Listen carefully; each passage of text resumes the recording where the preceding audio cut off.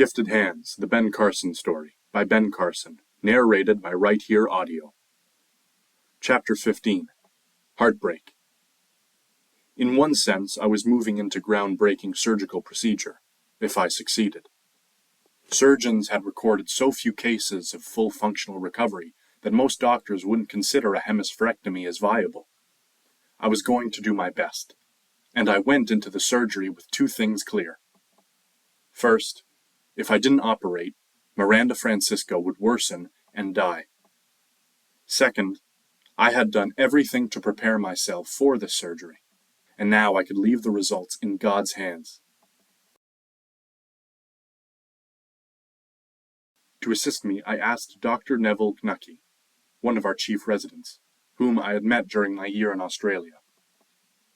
Neville had come to Hopkins to do a fellowship, and I considered him extremely capable. Right from the beginning of the surgery, we had problems, so that instead of the expected 5 hours, we stayed at the operating table exactly twice that long. We had to keep calling for more blood.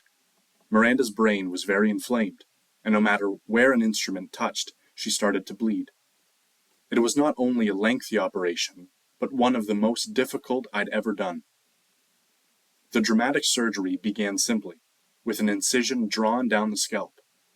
The assisting surgeon suctioned away blood with a handheld tube while I cauterized small vessels. One by one, steel clips were placed on the edge of the incision to keep it open. The small operating room was cool and quiet. Then I cut deeper through a second layer of scalp. Again, small vessels were sealed shut, and a suction tube whisked away blood. I drilled 6 holes, each the size of a shirt button, in Miranda's skull. The holes formed a semicircle beginning in front of her left ear and curving up across her temple, above and down behind the ear. Each hole was filled with purified beeswax to cushion the saw. Then, with an air-powered saw, I connected the holes into an incision and lifted back the left side of Miranda's skull to expose the outer covering of her brain. Her brain was swollen and abnormally large, making the surgery more difficult. The anesthesiologist injected a drug into her IV line to reduce the swelling. Then, Neville passed a thin catheter through her brain to the center of her head, where it would drain off excess fluid. Slowly, carefully, for 8 tedious hours, I inched away the inflamed left hemisphere of Miranda's brain. The small surgical instruments moved carefully, a millimeter at a time, coaxing tissue away from the vital blood vessels, trying not to touch or damage the other fragile parts of her brain. The large veins along the base of her brain bled profusely as I searched for the plane, the delicate line separating brain and vessels. It was not easy to manipulate the brain, to ease it away from the veins that circulated life through her small body. Miranda lost nearly 9 pints of blood during the surgery. We replaced almost twice her normal blood volume. Throughout the long hours, nurses kept Miranda's parents up to date on what was happening.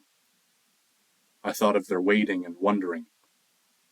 When my thoughts turned to God, I thanked Him for wisdom, for helping to guide my hands. Finally, we were finished. Miranda's skull was carefully sewed back in place with strong sutures. At last, Neville and I stood back. The OR technician took the last instrument from my hand. I allowed myself the luxury of flexing my shoulders, rotating my head. Neville and I and the rest of our team knew we had successfully removed the left hemisphere of Miranda's brain. The impossible had been accomplished. But what happens now? I wondered. We didn't know if the seizures would stop. We didn't know if Miranda would ever walk or talk again. We could only do one thing: wait and see.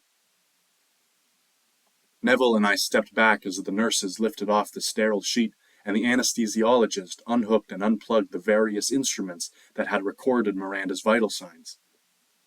She was taken off the ventilator and began breathing on her own.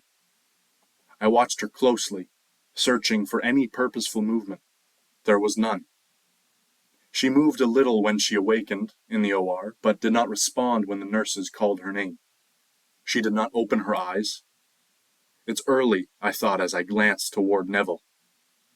She'll wake up before long. But would she? We had no way of knowing for certain. The Franciscos had spent more than 10 hours in the waiting room, designated for the families and surgical patients. They had resisted the suggestions to go out for a drink or to take a short walk, but had stayed there praying and hoping. The rooms are cozy, decorated in soft colors, as comfortable as a waiting room can be. Magazines, books, even jigsaw puzzles are scattered about to help pass the time. But, as one of the nurses told me later, when the morning hours stretched into afternoon, the Franciscos grew very quiet. The worry lines in their faces said it all. I followed Miranda's gurney out of the surgery. She looked small and vulnerable under the pale green sheet, as the orderly wheeled her down the hall toward the pediatric intensive care unit. An IV bottle hung from a pole on the gurney. Her eyes were swollen from being under anesthesia for 10 hours. Major fluid shifts in her body had altered the working of her lymph system, causing swelling. Having the respirator tube down her throat for 10 hours had puffed her lips badly, and her face looked grotesque. The Franciscos, alert to every sound, heard the gurney creaking down the hallway and ran to meet us. "Wait," Terry called softly. Her eyes were red-rimmed, her face pale. She went to the gurney, bent down, and kissed her daughter. Miranda's eyes fluttered open for a second. "I love you, Mommy and Daddy," she said. Terry burst into joyful tears, and Louis brushed his hand across his eyes. "She talked," a nurse squealed. "She talked!" I just stood there, amazed and excited, as I silently shared in that incredible moment. We had hoped for recovery, but none of us had considered that she could be so alert so quickly. Silently, I thanked God for restoring life to this beautiful little girl. Suddenly, I caught my breath in amazement, as the significance of their conversation reached my brain. Miranda had opened her eyes. She recognized her parents. She was talking, hearing, thinking, responding. We had removed the left half of her brain, the dominant part that controls the speech area, yet Miranda was talking. She was a little restless, uncomfortable on the narrow gurney, and stretched her right leg, moved her right arm, the side controlled by the half of her brain we had removed. The news rippled down the corridor, and the whole staff, including ward clerks and aides, ran up to see with their own eyes. Unbelievable. Isn't that great? I even heard a woman say, "Praise the Lord." The success of the surgery was terribly important for Miranda and her family. But it didn't occur to me that it was particularly newsworthy. While it was a breakthrough event, I saw it as inevitable. If I hadn't been successful, in time another neurosurgeon would have. Yet it seemed as if everybody else thought it was a big item for the news media. Reporters started coming around, calling, wanting pictures and statements. Don Coburn from the Washington Post interviewed me and wrote a lengthy and remarkably accurate major article, chronicling the surgery and following the family afterward. The TV program Evening Magazine, called PM Magazine in some areas, did a 2-part series on hemispherectomies. Miranda developed an infection afterward, but we quickly cleared that up with antibiotics. She continued to improve, and has done extraordinarily well. Since the surgery in August 1985, Miranda Francisco has had her one wish. She has had no more seizures. However, she does lack fine motor coordination of the fingers on her right hand, and walks with a slight limp, but then she walked with a limp before the operation. She's taking tap dancing lessons now. Miranda appeared on the Phil Donahue Show. The producers also wanted me on the show, but I turned down the invitation for several reasons. First, I'm concerned about the image I project. I don't want to become a show business personality or be known as the celebrity doctor. Second, I'm aware of the subtlety of being called on, acknowledged, and admired on the television circuit. The danger is that if you hear how wonderful you are often enough, you begin to believe it no matter how hard you try to resist it. Third, although I'd done my written examination for certification as a neurosurgeon, I hadn't yet taken my oral board exam. To do the oral examination, candidates sit before a board of neurosurgeons. For a full day, they ask every conceivable kind of question. Common sense told me that they might not look too kindly on someone they considered a media hot dog. I considered that I had more to lose than to gain by appearing on talk shows, so I turned it down. Fourth, I didn't want to stir up jealousies among other professionals and to have my peers say, "Oh, that's the man who thinks he's the greatest doctor in the world." This has happened to other fine doctors through media exposure. Because he was involved, I spoke with John Freeman about these public appearances. John is older, already a full professor, and a man I highly respect. "John," I said, "there isn't anything that anybody can do to you, and it doesn't matter what any jealous doctor might think about you. You've earned your reputation, and you're already highly respected. So in light of that, why don't you go?" John wasn't excited about making a television appearance, but he understood my reasons. "All right, Ben," he said. He appeared on the Phil Donahue Show and explained how the hemispherectomy worked. Although that was my first encounter with the media, I've tended to shy away from certain types of media coverage on television, radio, and print. Each time I'm approached, I carefully look into the offer before deciding whether it's worthwhile.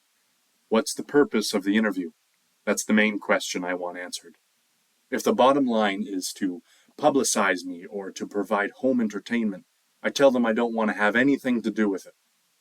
Miranda manages well without the left half of her brain because of a phenomenon we call plasticity. We know that the two halves of the brain aren't as rigidly divided as we once thought. Although both have distinct functions, one side has the major responsibility for language and the other for artistic ability. But children's brains have a considerable overlap. In plasticity, functions once governed by a set of cells in the brain are taken over by another set of cells. No one understands exactly how this works. My theory, and several others in the field agree, is that when people are born, they have undifferentiated cells that haven't developed into what they are supposed to be. Or, as I sometimes say, they haven't grown up yet. If something happens to the already differentiated cells, those undefined cells still have the capacity to change and replace those that were destroyed and take over their function. As we age, these multipotential or totipotential cells differentiate more so that fewer of them remain that can change into anything else. By the time a child reaches the age of 10 to 12, most of those potential cells have already done what they are going to do, and they no longer have the ability to switch functions to another area of the brain. That's why plasticity only works in children. However, I don't look only at the age of the patient. I also consider the age of onset of the disease. For instance, because of her intractable seizures, I did a hemispherectomy on 21-year-old Christina Hutchins. In Christina's case, the onset of seizures started when she was 7 and had progressed slowly. I theorized, and it turned out to be correct, that since her brain was being slowly destroyed from the age of 7, chances were that many of her functions had been transferred to other areas during the process. Although she was older than any of my other patients, we went ahead with the hemispherectomy. Christina is now back in school with a 3.5 grade point average. 21 of the 22 patients have been females. I can't explain that fact. Theoretically, brain tumors don't occur more often in females. I think it's a fluke, and that over the course of time it will even out. Carol James, who is my physician's assistant and my right-hand person, frequently teases me by saying, "It's because women need only half of their brain to think as well as men. That's why you can do this operation on so many women." I estimate that 95% of the children with hemispherectomies no longer have seizures. The other 5% have seizures only occasionally. More than 95% have improved intellectually after surgery because they are no longer being constantly bombarded with seizures, and don't have to take a lot of medication. I'd say that 100% of their parents are delighted. Of course, when the parents are delighted at the outcome, it makes us feel better too. Hemispherectomy surgery is becoming more accepted now. Other hospitals are starting to do it. For instance, I know that by the end of 1988, surgeons at UCLA had done at least 6. So far as I know, I have done more than anybody else who is actively practicing. Dr. Rasmussen, still alive, isn't practicing medicine anymore. One major reason for our high success rate at Hopkins is that we have a unique situation where we work extremely well together in pediatric neurology and neurosurgery. Contrary to what I observed a few times in Australia, in our situation, we don't need to depend upon a superstar. During my year down under, I noticed that some consultants weren't interested in seeing anyone else succeed. Consequently, it seemed that those under them didn't always try their best. I also praised the cooperative efforts in our pediatric intensive care unit.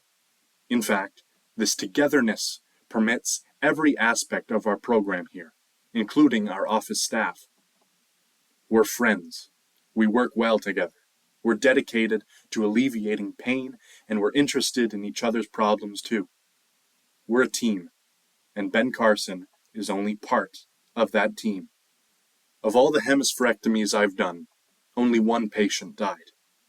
Since then, I've done approximately 30 others.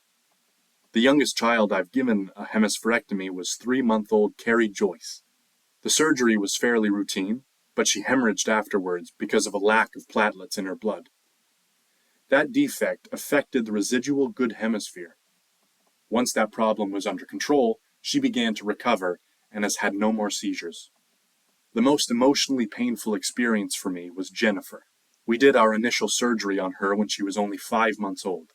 Jennifer was having terrible seizures, and her poor mother was devastated by it all. The seizures had started within days after birth. After doing EEGs, CT scans, MRIs, and the usual workups, we discovered that most of the abnormal activities seemed to be coming from the back part of baby Jennifer's right hemisphere. After studying everything carefully, I decided to take out only the back part. The surgery seemed successful. She recovered quickly, and her seizure frequency diminished markedly. She started responding to our voices and growing more alert for a while. Then the seizures began again. On July 2nd, 1987, I took her into surgery and removed the rest of the right hemisphere. The operation went smoothly, with no problems. Little Jennifer woke up after the operation and started moving her entire body. The surgery with Jennifer had taken only 8 hours, far less time than many others, but I think that because she was only 11 months old, the work took far more out of me than usual. When I left the operating room, I was totally exhausted, and that's not normal for me. Shortly after Jennifer's surgery, I left for home, a drive of 35 minutes. 2 miles before I reached the house, my beeper started going off. Although the cause for the emergency could have concerned half a dozen other cases, intuitively, I knew that something had happened to Jennifer. "Oh no," I groaned. "Not that child." Since I was so close, I hurried on home, rushed into the house, and called the hospital. The head nurse told me, "Shortly after you left, Jennifer arrested. They're resuscitating her now." Quickly explaining the emergency to Candy, I jumped back into my car and made the 35-minute trip in 20 minutes. The team was still resuscitating the infant when I got there. I joined them, and we kept on, trying everything to get her back. God, please, please don't let her die. Please. After an hour and a half, I looked at the nurse, and her eyes said what I already knew. "She's not coming back," I said. It took a lot of willpower not to burst into tears over the loss of that child. Immediately I turned and hurried to the room where her parents waited, their frightened eyes locked with mine. "I'm sorry," I said, and that's as far as I got. For the first time in my adult life, I began crying in public. I felt so bad for the parents and their terrible loss. They had gone through such a roller coaster of worry faith, despair, optimism, hope, and grief in the 11 months of little Jennifer's life. She was one of those children with such a fighting spirit. I heard myself telling her parents. Why didn't she make it? Our team had done a good job, but we sometimes face circumstances beyond medical control. Staring at the grief etched on the faces of Jennifer's parents was a little more than I could take. Jennifer was an only child. Her mother had significant health problems herself and was being treated at the National Institutes of Health in Bethesda. Between her own problems and that of her little girl, I wondered, isn't this pretty close to the trials of old Job in the Bible? Both parents wept, and we tried to comfort each other. Dr. Patty Vining, one of the pediatric neurologists who had been with me during the operation, came into the room. She was as emotionally affected by the loss as I was. We were both trying to comfort the family while overcome by pain ourselves.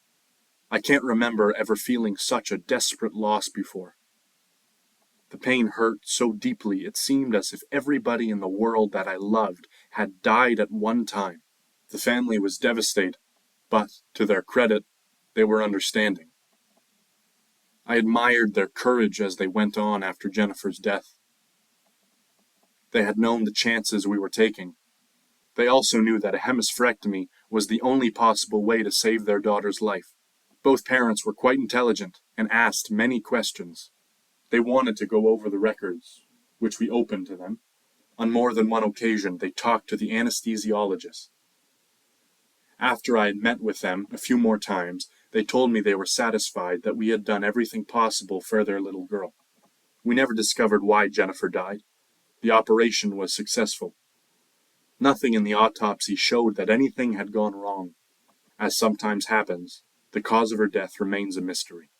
Although I continued to function, for the next several days I lived under a cloud of depression and pain. Even today, when I allow myself to dwell on the death of Jennifer, it still affects me, and I can feel tears reaching toward the surface. As a surgeon, the hardest task I have is facing parents with bad news about their child. Since I've become a parent, this is even harder because now I have some inkling of how parents feel when their child is sick. I guess that's what makes it so hard. When the news is bad, there's nothing I can do or say that makes the situation better. I know how I would feel if one of my own sons had a brain tumor. I'd feel as if I were out in the middle of the ocean, sinking, pleading for somebody, anybody to throw me a life preserver. There is a fear beyond words, beyond rational thought. Many of the parents I see come to Hopkins with that kind of despair. Even now, I'm not sure I've fully gotten over Jennifer's death. Every time a patient dies, I'll probably carry an emotional scar, just as people receive an emotional wound when a family member dies. I moved beyond the depressive cloud by reminding myself that there are a lot of other people out there who need help, and it's unfair to them for me to dwell on these failures. As I think of my own reaction, I also realize that whenever I operate and something happens, that the patient doesn't do well, I feel a keen responsibility for the outcome. Probably all doctors who care deeply about their patients react that way. A few times I have tortured myself by thinking, if I hadn't performed the surgery, it wouldn't have happened. Or if someone else had done it, perhaps the results would have been better.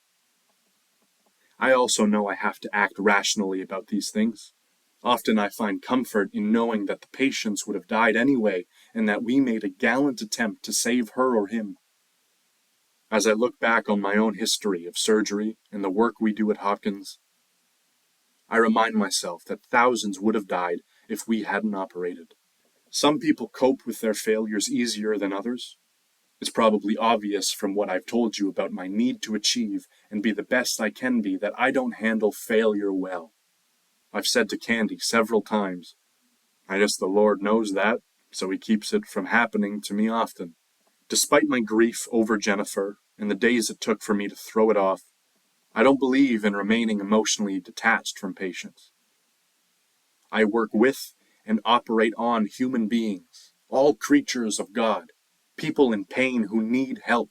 I don't know how I can work on a girl's brain, how I can have her life in my hands, and yet not become involved. I feel particularly strong attachments to children who seem so defenseless and who haven't had the chance to live a full life. Chapter 16. Little Beth. Beth Usher fell from a swing in 1985 and received a little bump, nothing anyone worried about then. Shortly afterward, that little bump caused her first minor seizure. Or so they thought. What else could have been the cause? Beth, born in 1979, had been a perfectly healthy child.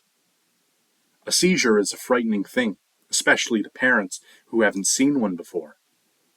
The medical people they contacted told them there was nothing to worry about. Beth didn't look sick, didn't act sick, and the doctors were comforting. This can happen after a bump to the head, they said. The seizures will stop. The seizures didn't stop. A month later, Beth had a second one. Her parents started to worry. Their doctor put Beth on medication to stop the seizures, and her parents relaxed. Everything would be okay now. But a few days later, Beth had another convulsion. The medication didn't stop them. Despite good medical care, the attacks came with greater frequency. Beth's dad, Brian Usher, was the assistant football coach at the University of Connecticut. Her mother, Kathy Usher, helped run the athletic department's fundraising club. Brian and Kathy sought every kind of medical information, asking questions, talking to people on and off campus, determined to find some way to stop their daughter's seizures. No matter what they did, however, the seizures increased in frequency. To her credit, Kathy Usher is a relentless researcher. One day at the library, she read an article about the hemispherectomies we were doing at Johns Hopkins. That same day, she phoned Dr. John Freeman. "I'd like more information about the hemispherectomies," she began. Within minutes, she had poured out her sad tale about Beth. John scheduled an appointment for them in July 1986, and they brought Beth to Baltimore. I met them that day, and we had a lengthy discussion about Beth. John and I examined her and reviewed her medical history. At the time, Beth was doing fairly well. The seizures were less frequent, down to as few as 10 a week. She was bright and vivacious and a beautiful little girl. As I'd done with parents before, I spelled out the worst possible results, believing that when people know all the facts, they can make a wiser choice. When she had heard everything, Kathy Usher asked, "How can we go through with this? Beth seems to be getting better." John Freeman and I understood their reluctance and did not try to force a decision. It was a terrible decision to think of putting their bright, happy child through a radical kind of surgery. Her life was at stake. Beth was still in good shape, which made her situation unusual. When a child is at the point of death, parents have less struggle in reaching a decision. They usually end up saying something like, "She may die, but doing nothing will definitely lose her. At least with surgery, she has a chance." With Beth, however, the parents concluded, "She's doing too well. We'd better not do it." We did nothing to force or insist upon surgery. The Ushers returned to Connecticut with hope, indecision, and anxiety. The weeks passed, and Beth's seizures gradually increased. As they grew more frequent, she began to lose the use of part of her body.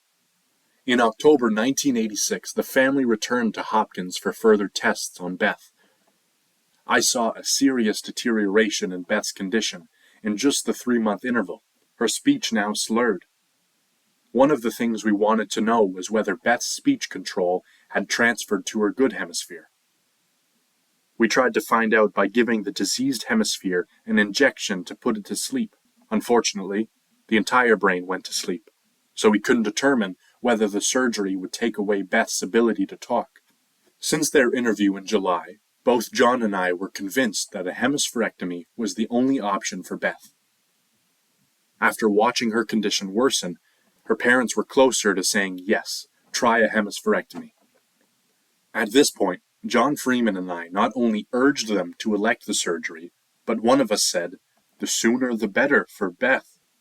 The poor ushers didn't know what to do, and I understood their dilemma. At least they now had Beth alive, although she was obviously getting worse. If she came in for surgery, and it was unsuccessful, she might end up in a coma, or be fully or partially paralyzed. Or she might die. Go home and think about this, I suggested. Be sure of what you want to do. It'll soon be Thanksgiving, John said. Enjoy the time together. Let her have Christmas at home, but, he added gently, please don't let it go on after that. Beth planned to be in a Christmas play at school, and the part meant everything to her. And then, after faithfully practicing her part, while she was actually on the stage, she had a seizure. She was devastated, and so were the ushers. That day, the family decided to go through with the hemispherectomy. In late January 1987, they brought Beth back to Johns Hopkins. The ushers were still a little tense, but said they decided to go through with the surgery. We went over everything that would happen. I again explained all the risks, how she might die or be paralyzed. Watching their faces, I realized they were having a struggle to face the surgery and the possible loss of their daughter. My heart went out to them. We have to agree, Brian Usher said at last. We know it's her only chance. And so a date was set. As scheduled, Beth was wheeled to an operating room and prepared for surgery. Her parents waited, hoping and praying. The surgery went well with no complications, but Beth remained lethargic after the operation and hard to wake up. That reaction disturbed me. That night I called for a CT scan. It showed that her brainstem was swollen, which is not abnormal, and I tried to reassure her parents. She'll probably get better over the course of a few days once the swelling goes down. Even as I tried to comfort the ushers, I could see from the look on their faces they didn't believe what I was saying. I couldn't blame them for thinking I was offering the old comfort routine. Had they known me better, they would have realized that I don't take that approach. I honestly expected Beth to improve. Kathy and Brian Usher, however, were already starting to punish themselves for allowing their child to go through this drastic surgical procedure. They had reached the stage of second-guessing, where they asked each other, what if? They tortured themselves by going back to the day of Beth's accident and said, if I'd have been right there with her, if we hadn't allowed her to play on that swing, if we hadn't agreed to this surgery, maybe she would have deteriorated, and maybe she would have died, but we still would have another year or two with her. Now we'll never have her back again. For hours they stood by her bed in the ICU, their eyes on her still face, watching the rise and fall of her little chest, the whir of the respirator that kept her breathing echoing in their ears. Beth? Beth, darling? Finally they left, their sad eyes caressing her face. I felt terrible. They weren't saying anything derogatory to me, never once complaining or accusing. Yet over the years, most doctors learned to grasp unstated emotions. We also understand some of what hurting relatives go through. I was hurting inside for little Beth, and I couldn't do one thing more for her. All I could do was keep her vital signs steady and wait for her brain to heal. Both John and I remained optimistic, and we tried to reassure them by saying, she's going to come back. Beth's just like the kids who have severe head trauma and their brainstems swell. Sometimes they're out for days, even weeks or months, but they come back. They wanted to believe me, and I could see they were hanging on to every word of comfort Dr. Freeman or I or the nurses could give. Yet I still didn't think they believed us. Despite the fact that John and I believed what we told Beth's parents, we couldn't be positive that Beth would wake up, or that she wouldn't, finally, just slip away. We'd never been in that particular situation before. Yet we couldn't really account for Beth's condition in any other way except that the brainstem was traumatized. The condition wasn't so severe that she couldn't bounce back. Yet the days passed, and Beth didn't bounce back. She stayed in a comatose condition for 2 weeks. Daily I examined Beth and checked her records, and it became harder every day to walk into the room and face her parents. They looked at me with despair, no longer daring to hope. Time after time I had to say, "No change yet." And I meant yet, despite what was happening. Everybody on the staff remained supportive, constantly offering encouragement to the ushers. They also encouraged me as I began to grow concerned. Other doctors, even nurses, would come to me and say, "It's going to be all right, Ben." It's always inspiring when other people try to help. They knew me, and, just from my silence, they figured out what troubled me. Despite their optimistic words, it was a tough time for all of us involved with Beth Usher. Finally, Beth improved slightly, enough that she didn't have to be on a respirator, but she remained comatose. We released her from ICU and sent her down to the regular floor. The ushers spent as much time with her as they possibly could, regularly talking to her or playing videos for her. Beth had especially liked the TV program Mr. Rogers' Neighborhood, so they played videotapes of Mr. Rogers. When he heard about Beth, Fred Rogers himself even came to visit Beth. He stood by her bed, touched her hand, talked to her, but her face showed no expression and she didn't wake up. One night, her dad was lying on a cot in the room, unable to sleep. It was nearly 2 a.m. "Daddy, my nose itches." "What?" he cried, jumping out of his cot. "My nose itches." Beth talked. Brian Usher ran into the hallway, so excited that he didn't realize he was wearing only underpants. I doubt that anyone cared anyway. "Her nose itches," he yelled at the nurses. The medical staff raced after him to the room. Beth lay quietly, a smile on her face. "It does itch a lot." Those words were the beginning of Beth's recovery. After that, she started getting better every day. Each of the hemispherectomies is a story in itself. For instance, I think of 13-year-old Denise Baca from New Mexico. Denise came to us in status epilepticus, meaning she was seizing constantly. Because she had been in constant seizure for 2 months, she had to be on a respirator. Unable to control her breathing because of the constant convulsions, Denise had undergone a tracheotomy. Now paralyzed on one side, she hadn't spoken for several months. Denise had been a perfectly normal child a few years earlier. Her parents took her to all the New Mexico medical centers that would examine her, and then to other parts of the country. All experts concluded that her primary seizure focus was from the speech area, Broca's area, and from the motor cortex, the 2 most important sections of her dominant hemisphere. "There is nothing that can be done for her," a doctor finally told her parents.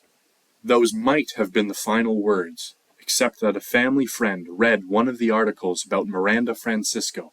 Immediately, she called Denise's parents. The mother, in turn, called Johns Hopkins. "Bring Denise here, and we'll evaluate her situation," we said. Transporting her from New Mexico to Baltimore was no easy task because Denise was on a respirator, which required a medevac, special transport system. But they made it. After we evaluated Denise, controversy broke out here at Hopkins over whether to do a hemispherectomy.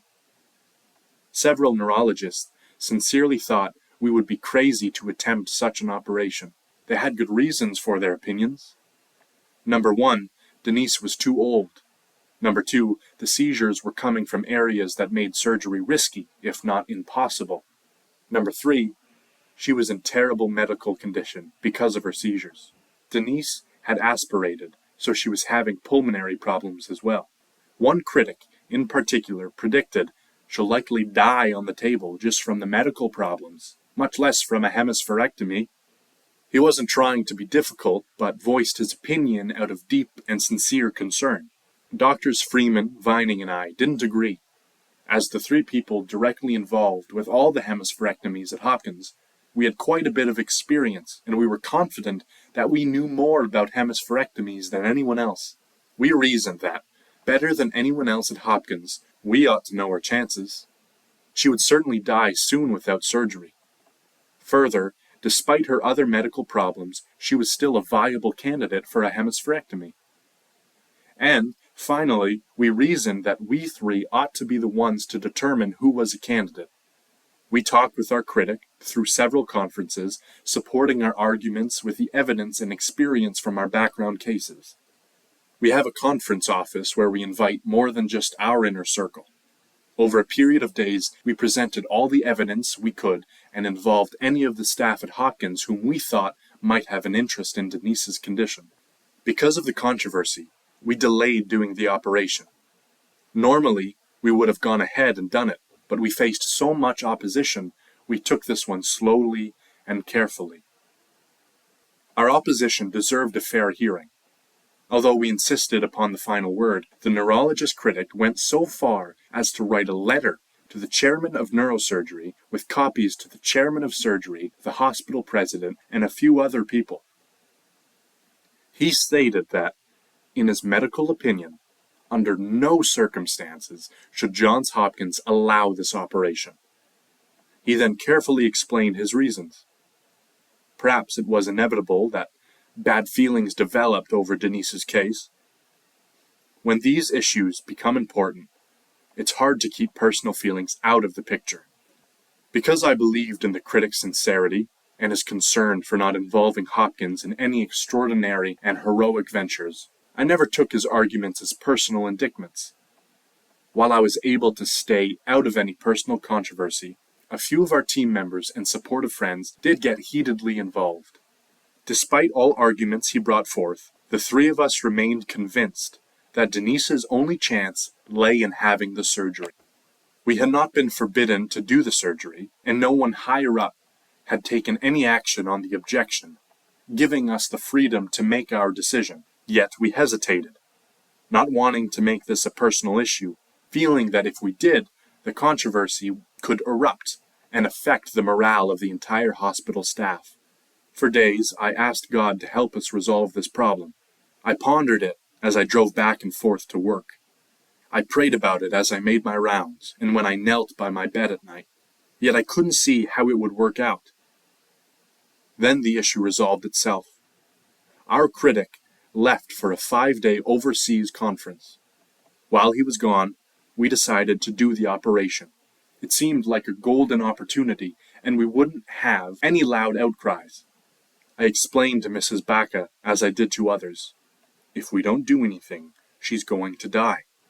If we do something, she may die, but at least we have a chance. At least the operation gives her a fighting chance, her mother said. The parents were amenable, and had been all along. They understood the issue perfectly. Denise was seizing so much and deteriorating so badly, it was becoming a race against time. After the hemispherectomy, Denise remained comatose for a few days, and then she awakened. She had stopped seizing. By the time she was ready to go home, she was starting to talk. Weeks later, Denise returned to school and has progressed nicely ever since. I didn't have any animosity toward the fellow who caused the opposition, because he strongly believed that surgery was the wrong thing to do. It was his prerogative to raise objections. By his objections, he thought he was looking out for the patient's best interests, as well as those of the institution. The situation with Denise taught me two things. First, it made me feel that the good Lord won't allow me to get into a situation he can't get me out of. Second, it confirmed in me that when people know their capabilities and know their material or job, it doesn't matter who opposes them.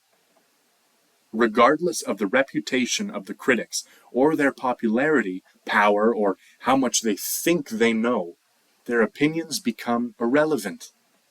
I honestly never had any doubts about Denise's surgery. In the months afterwards, although I didn't know it at the time, I would do other and more controversial surgeries.